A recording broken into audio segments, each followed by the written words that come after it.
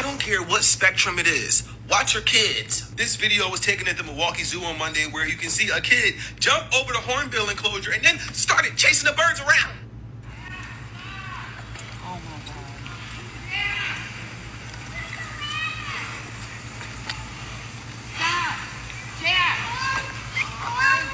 God.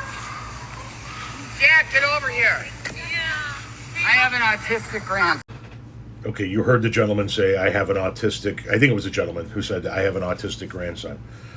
And you saw the kid running around the enclosure, swinging, I think it was a stick, it looked like, at the birds in the enclosure. There's another video of a woman, I can't remember who the woman is, that went into the enclosure and got the kid.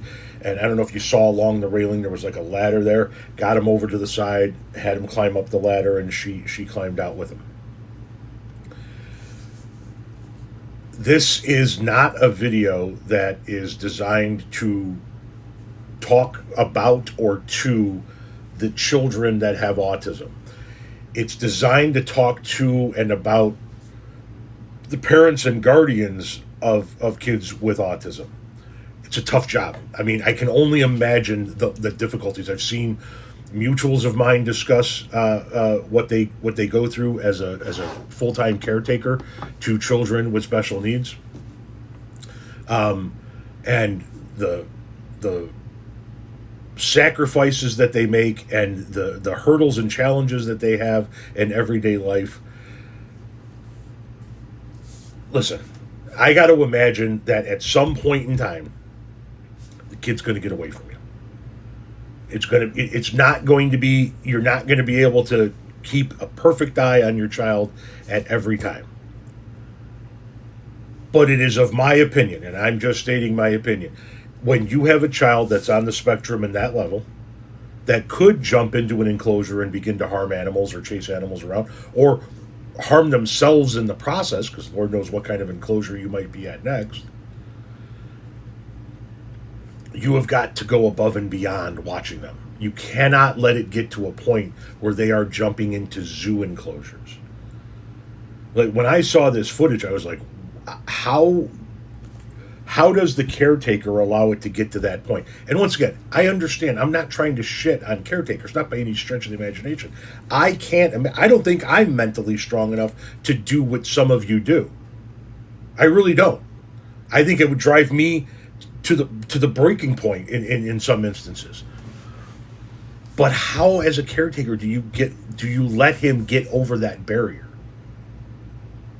Even if you turn for a moment, I mean, I guess he can be that quick, but I mean, it is, if you know that that's a possibility, aren't you on him like gum on a park bench in that public scenario?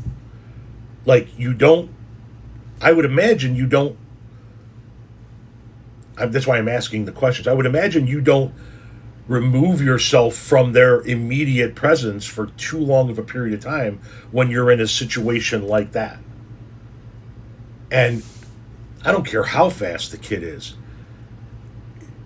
You had to have been distracted or on something else to allow him to get into the pit at that point. Now, I'm imagining that, or guessing that the woman in the other video that helped him get out is maybe not a relative, because it does sound like he was with a grandparent there.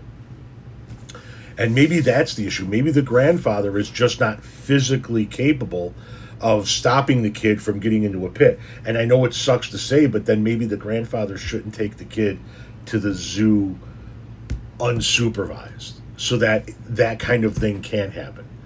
But that's wild footage there, that the kid was in that. Thankfully, it was just a bird exhibit, and it wasn't something more dangerous. Like, the birds were snapping at their feet as they were trying to climb out of the exhibit or whatnot. But I mean, at least it wasn't, bear or tiger or something of that nature. I mean,